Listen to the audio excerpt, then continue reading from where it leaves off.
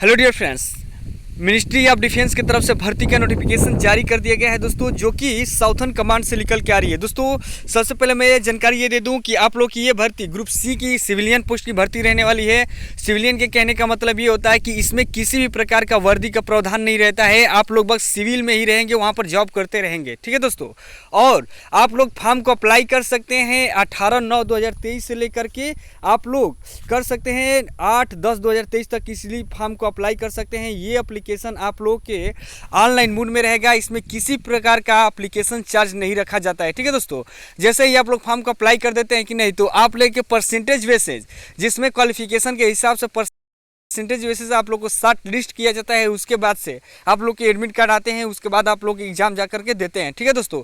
इसमें हम लोग कितनी भर्ती है, ठीक है, क्वालिफिकेशन क्या लगेगा, एज, उसके बाद से सिलेबस के बारे में, हर एक चीज़ के बारे में डीपली जानकारी लेने वाले हैं। अब देखिए, सबसे पहले ही यहाँ पर मैं बता दूं कि आप लोग का MTS मैसेंजर का पोस्ट निकल के आ रहा है, जो कि आप लोग का कुल 13 पोस्टें रहने वाली है, ठीक है। और देखिए यहाँ पर कैटेगरी दिया हुआ है कि आप लोगों का इसमें कास्ट वाइज कितनी वैकेंसी रहने वाली है। तो UR का 9 है, SC का आप लोग का 1 है, ST का एक, उसके बाद से OBC का 1, EWS का 1 पोस्टें रहने वाली है। स्केल देख लीजिए आप लोग का, तो लेवल नंबर 1 का आप लोग का पे स्केल रहेगा। एज आप लोग 18 से 25 वर्ष के बीच में आते हैं तो अप्लाई कर सकते हैं। 10वीं की है कि नहीं, तो इजीली फॉर्म को अप्लाई कर सकते हैं।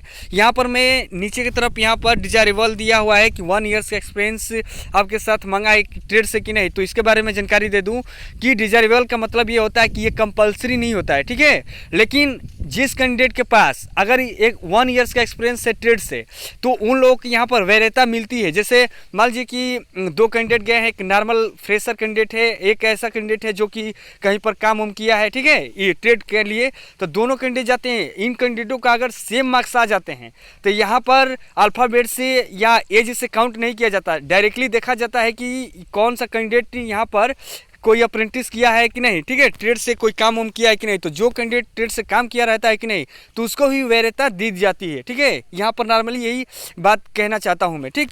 तो डिजायरेबल का मतलब यही होता है, यही कहना चाहता है। ये कंपलसरी नहीं होता, बस जिसके पास रहता है उसको वैधता मिलती है।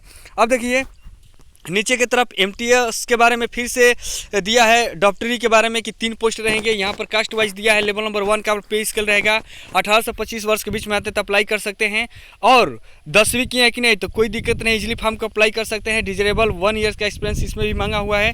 कुक का आप लोग देख लीजिए, तो 2 पोस्टें निकल के आ रही है। UR का ही बस आप लोग का 2 पोस्टें रहेंगी। अब देखिए यहाँ पर बहुत से कैंडिडेट सोच रहे हैं कि OBC का, EWS का, ठीक है, उसके बाद SC ST का कैंडिडेट है कि नहीं, तो फॉर्म कैसे अप्लाई करेंगे। तो देखिए UR में जो भी भर्ती आ जाती है सेंट्रल गवर्नमेंट की, तो उसमें आप लोग डायरेक्टली फाइट कर सकते हैं। आप OBC के है कि नहीं, तो डायरेक्ट UR में क्या कर सकते हैं कि फॉर्म फिल कर सकते हैं। SC ST हो कि नहीं, तभी भी क्या कर सकते हैं कि इजीली फॉर्म को अप्लाई कर सकते हैं UR से। अब देखिए आप लोग का लेवल नंबर 1 का 2 का यहाँ पर पे स्केल रहता है। उसके बाद से 18 से 25 वर्ष के बीच में आते तो अप्लाई कर सकते हैं। मेट्रिकुलेशन किए हैं, इजीली फॉर्म को अप्लाई कर सकते हैं। उसके बाद से आप लोगों के पास कुकिंग के बारे में जानकारी होना चाहिए, ठीक है। कुक के बारे में यानी खाना बनाना बिल्कुल ही आना चाहिए। वाशरमैन में देख लीजिए आप लोग का 2 ही भर्ती रहेगा। UR में आप लोग का 2 भर्ती है। लेवल नंबर 1 का पे स्केल रहेगा। उसके बाद से 18 से 25 वर्ष के बीच में आते हैं तो इजीली फॉर्म को अप्लाई कर सकते हैं। उसके बाद 10वीं की है तो कि नहीं, तो आप लोग इसको अप्लाई कर सकते हैं। डिजायरेबल में 1 ईयर का एक्सपीरियंस मांगा हुआ है ट्रेड से।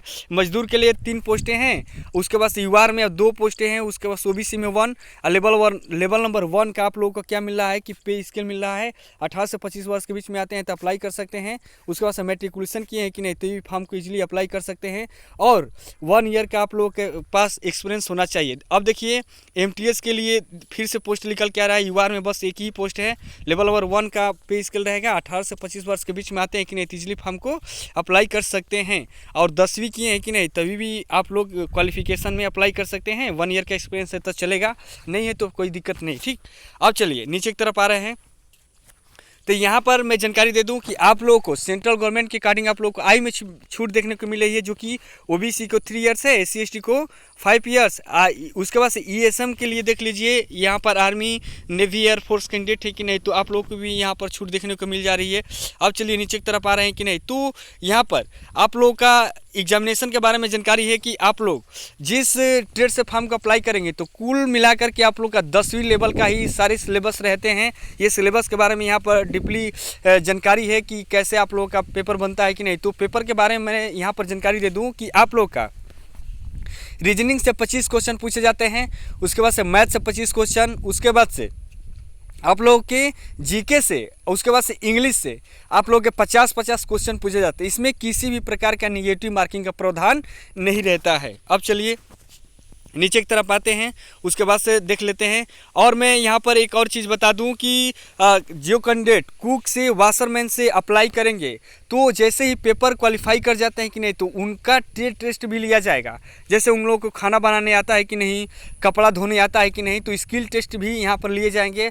और एमटीएस की जो पोस्ट है कि नहीं, तो उन लोगों के लिए कोई स्किल टेस्ट का प्रावधान नहीं है। वो डायरेक्टली क्या कर सकते हैं कि जैसे ही क्वालिफाई कर जाएंगे तो उनका डायरेक्ट मेडिकल होगा, उसके बाद से वो डायरेक्टली सिलेक्शन ले लेंगे। सिलेबस के बारे में मैंने जानकारी दे दिया है।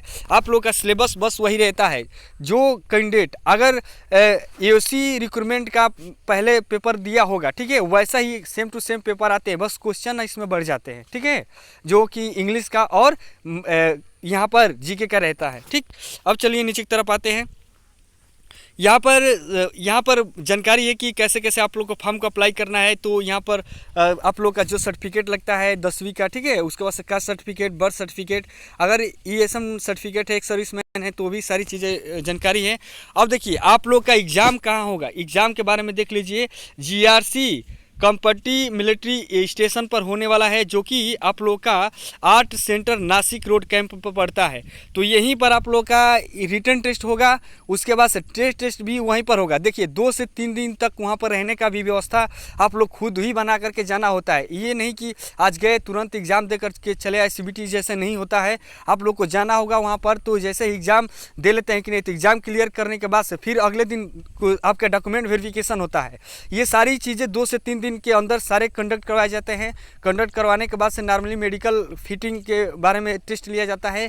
हार्ड मेडिकल भी नहीं होता है, बस आप लोग को मेडिकल देखा जाता है, नोकनी उकनी के बारे में, और सब फिट रहा कि नहीं, तो आपको घर भेज दिया जाता है। अपॉइंटमेंट लेटर आते वक्त आप लोग को क्या करना होता है कि मेडिकल सर्टिफिकेट बनवा कर लेकर जाना पड़ता है, जो कि आप लोग का जिला स्तरीय पर बनता है। ठीक है, अब चलिए नीचे की तरफ मैंने ये जानकारी दे दी कि रिटन टेस्ट कहाँ होने वाला है, तो इस चीज़ को देख लीजिएगा आप लोग।